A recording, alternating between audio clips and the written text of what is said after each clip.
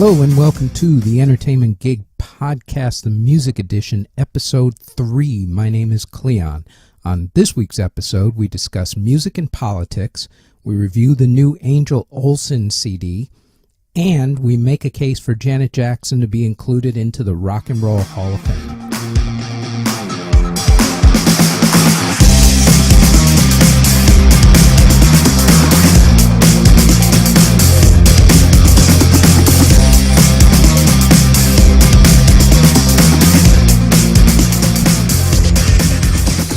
Okay, first a couple quick bits of news for you. Pandora has decided that they are going to start a program called Pandora Plus, in which you can actually listen to music on Pandora offline. Of course, it'll cost you extra than what the normal Pandora program is, but if you're into Pandora, it may be worth the extra money. Also, another quick bit of news. Lady Gaga has been slated to perform the halftime show this year at the Super Bowl, which is technically next year in early February. So if you're a big Lady Gaga fan, expect a half an hour of Lady Gaga being Lady Gaga. Other than that, there wasn't a whole lot of music news for this past week. There were, however, a few people who we have to show an appreciation for and pour a little out for. The first one is Country Music Hall of Famer Gene Shepard, who had a big career back in the 50s and 60s in the Hall of Fame, or in the country music, I should say. She was a member of the Grand Ole Opry back in the mid-50s, and her big number one song was called A Dear John Letter. She was a honky-tonk singer-songwriter, wrote a lot of songs for a lot of different people. That was mainly where she found her fame, but she did have that number one hit back in the mid-50s, and she passed away this past week. Also, in a country music-related note, Nashville Songwriters Hall of Famer John Loudermilk passed away as well. He wrote a lot of different songs, including Indian Reservation for Paul Revere and the Raiders, and This Little Bird for Marian Faithfull. Also, Carlos Shardilo Walker, one of the founding members of the rap group D4L, died in a single car crash this past week as well. And in my mind, the really big one for the week was Buckwheat Zydeco, who brought Zydeco music from New Orleans to the masses for a number of decades. He was pretty much the guy who broke through as far as Zydeco music was and made it popular for a lot of people in this world.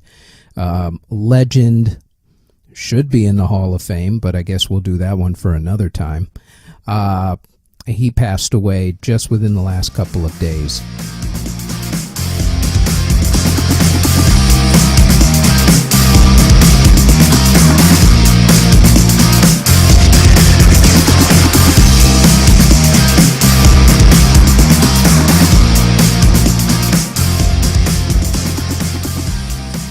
Okay, this week's topic is concerning music and politics. This being the season, we're getting down to crunch time with a little over a month to go in the political season.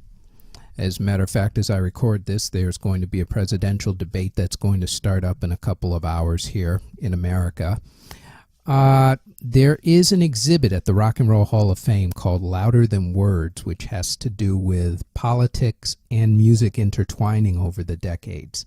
Looks like a fascinating exhibit. I believe it is still going. It opened up a few months ago. But it led me to this question as I was reading about it. At this particular moment in time, there's a lot that musicians could be chewing on lyrically.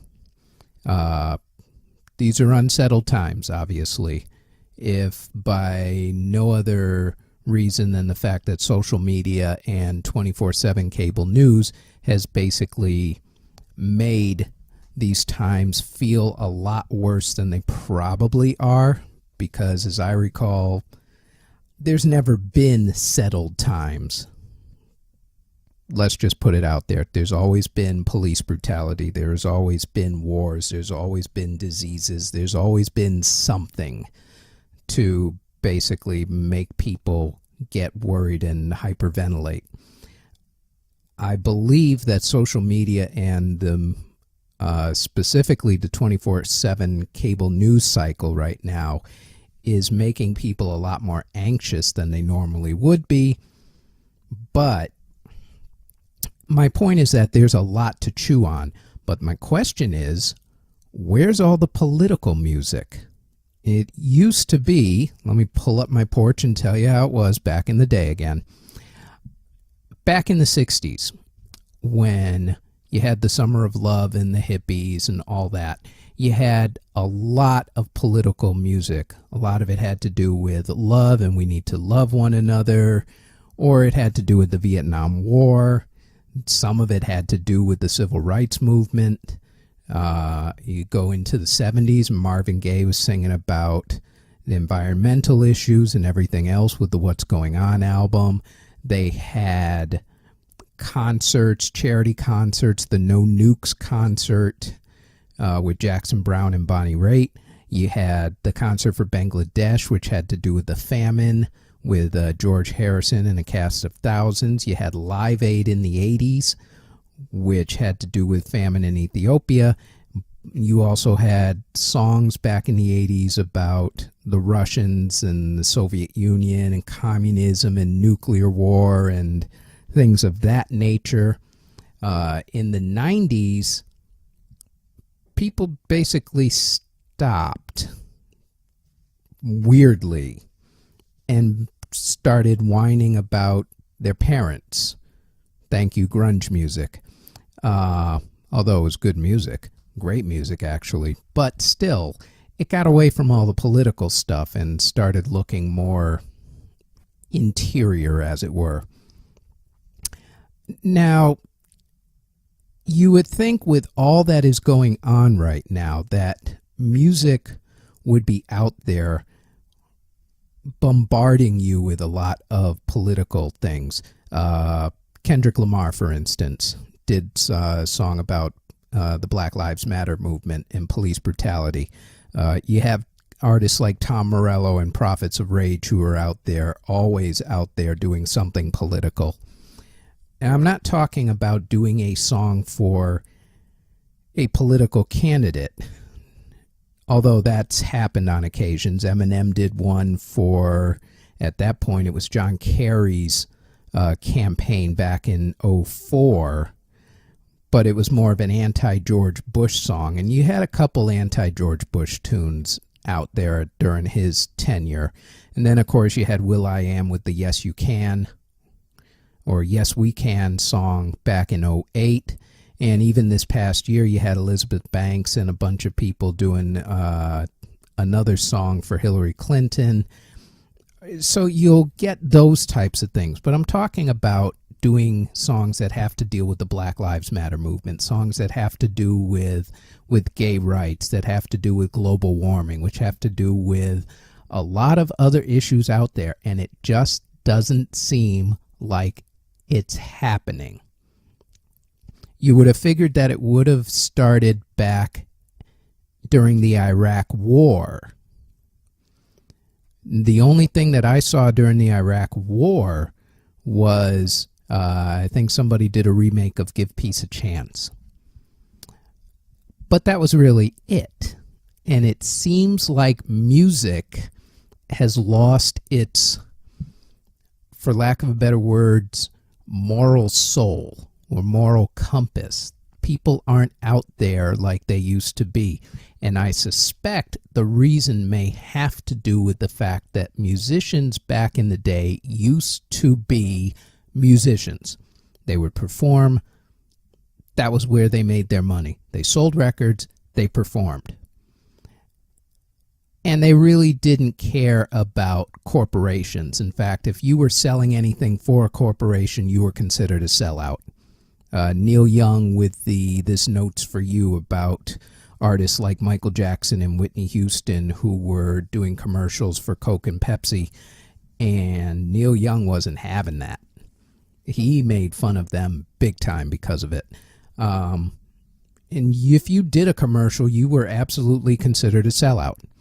These days, you have no choice but to do a commercial because you're not making a lot of money off of album sales, and you're really only doing branding, i.e. doing your commercials, or you're out there touring, or especially in this day and age, you have your own businesses to run. You've got your own fragrances, you've got your own apps, you've got your own whatever else you're endorsing at that particular time. So I guess my point is that now that everybody's gone corporate, people have lost their way in terms of what made music great. The reason why people still listen to 60s music is because it was good music. And it talked about a lot of issues that have not gone away. And it seems that music at this particular moment has lost that, mainly due to money and corporations and not wanting to piss people off. And I find that rather sad, which is why a lot of music that's been out for the past decade is music that you could pretty much just throw away, and within 20, 30 years from now, you're probably not going to listen to it, even on a nostalgia kick, because the music just isn't that good because it doesn't talk about anything. And that's a problem. And it is my hope that eventually artists will actually see this and follow the lead of Kendrick Lamar and follow the lead of Tom Morello and Rage Against the Machine and Prophets of Rage and groups like that, and actually speak their mind about issues without worrying about whether somebody's going to be pissed off at them on Instagram. End rant. Now get off my lawn.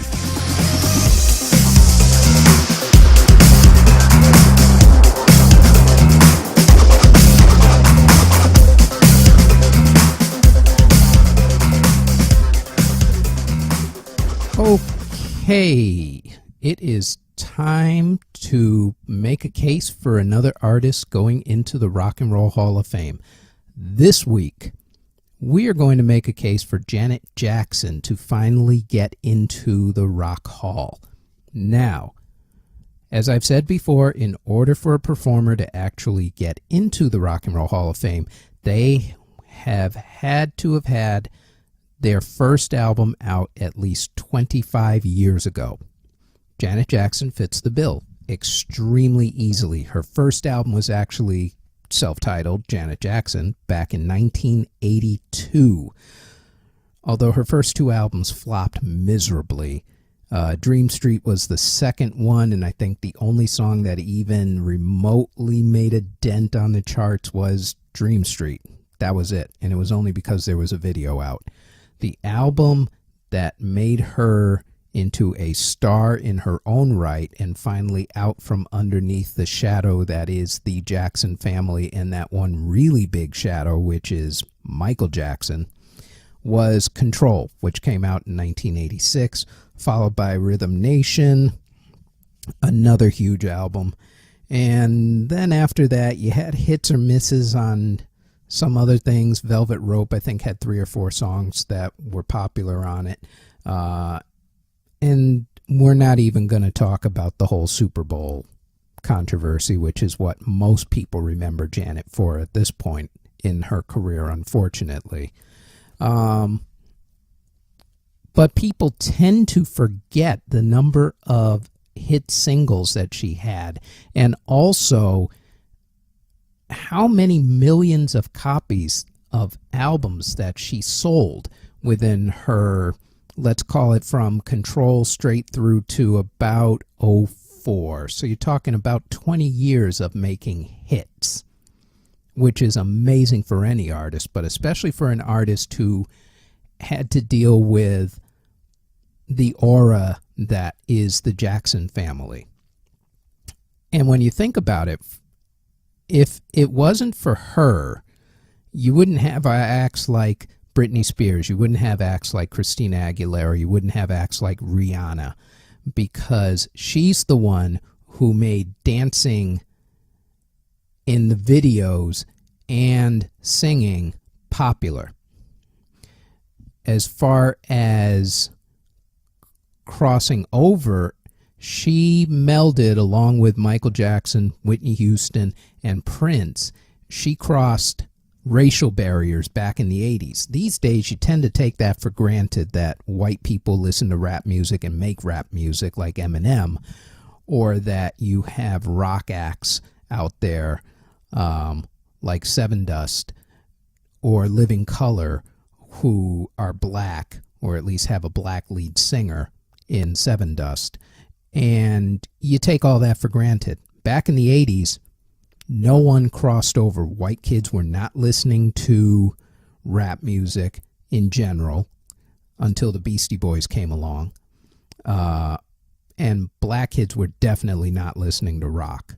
So it took acts like Michael Jackson and Prince and Whitney Houston, to a lesser extent Whitney, because Whitney basically did pop and R&B. But Prince, Michael Jackson, and Janet Jackson mixed a lot of music together to make it their own and cross racial boundaries for everybody. She was also one of the leaders of contemporary R&B. She was nominated for the Hall back last year. In 2015, not sure if she's nominated this year. In fact, I don't think the nominations list for the final 25 has actually come out as of yet, but it's due out soon.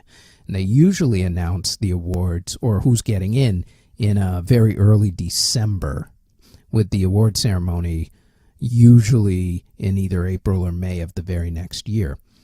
But to show you how important Janet Jackson is, she is listed as number 134 on the greatest pop culture icons of all time. It's a pretty heavy list.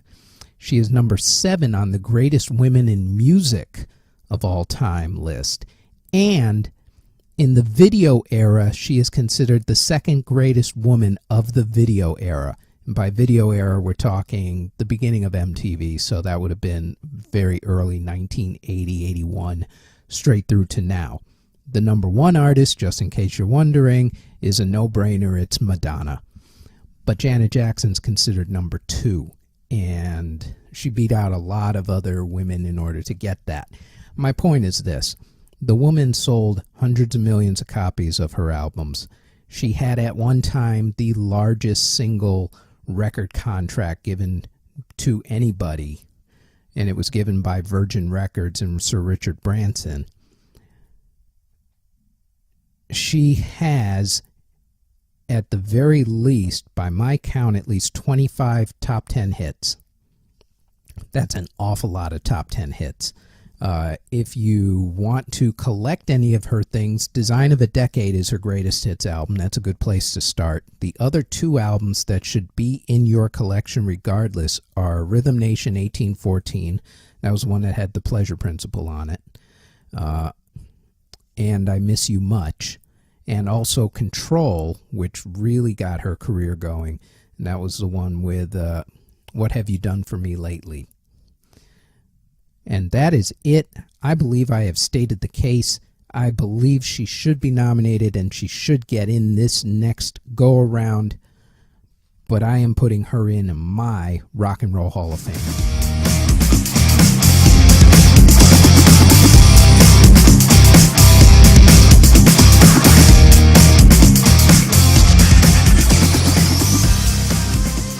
Okay, quick hit album review.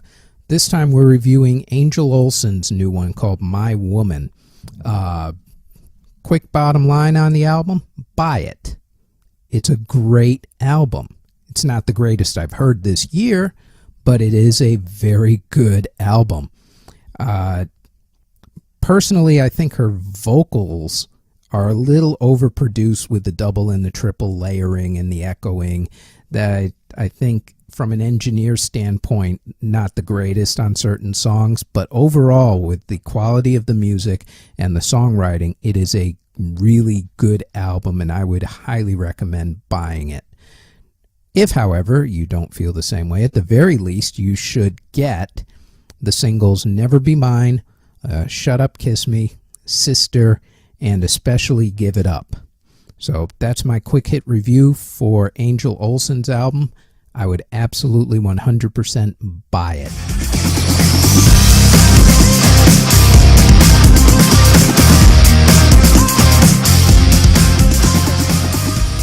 Okay, record store time. If you have Amazon Prime this week, you get to stream the new one from the 1975, the Troll soundtrack, Every Time You Die, Kansas, and Reckless Kelly, among others. There is one album on there that you should absolutely stream and hunt it down. It is what I call my hidden gem for Amazon Prime, which is Jack White's acoustic recordings 1998 to 2016. Absolute great album. You should stream it.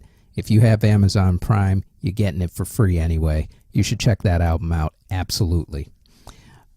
In the 99-cent bin for Google Play this week, you should absolutely buy The Sickness from Disturbed, EDM's New Darlings Galantis' Pharmacy, Slipknot with Slipknot, and Lucas Graham with Lucas Graham.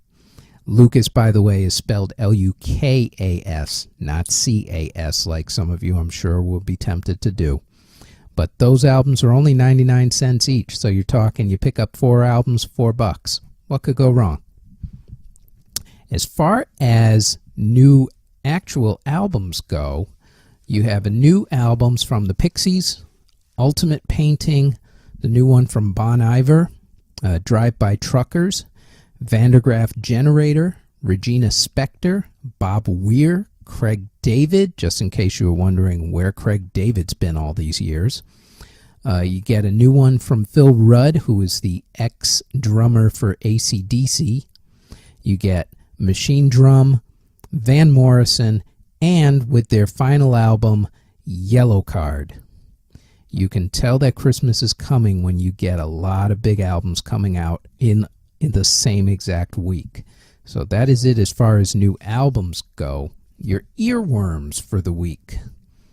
I've got 4 singles for you and 1 album that you should absolutely check out. The singles are The Kills, Impossible Tracks, Wow from Beck, Radiohead's new one, which is Present Tense, and Warpaint's new one called New Song, appropriately. The album you should check out and have in your system and not actually get rid of it is actually a box set. It is David Bowie's Who Can I Be Now? His recordings from 1974 to 1976, including non-released recordings. The real reason that you should get this box set is because it has a completely unreleased album called The Gouster, or The Gooster, depending on how you're spelling it.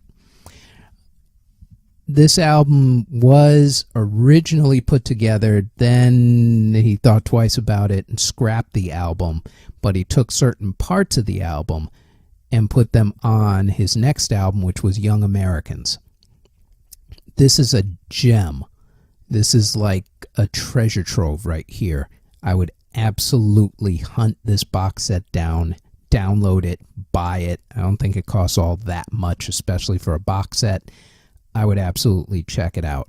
Those are my earworms for the week, and that is it for this edition of the Entertainment Gig Music Edition. And now my other voice will give you all the usual hoo-ha and loop-de-loops and all that stuff, and we will talk to you guys next week. That is it for this week's episode. Our website is theentertainmentgig.com. Our Facebook page is at The Entertainment Gig. We are on iTunes and Google Play at The Entertainment Gig, but we are also on SoundCloud at CJBT-Productions. and on YouTube at CJBT Productions, which has a slideshow of my photography, which you can find on Facebook at CJBT Photography, and the portfolio at cjbtproductions.zenfolio, that's ZENFOLIO.com.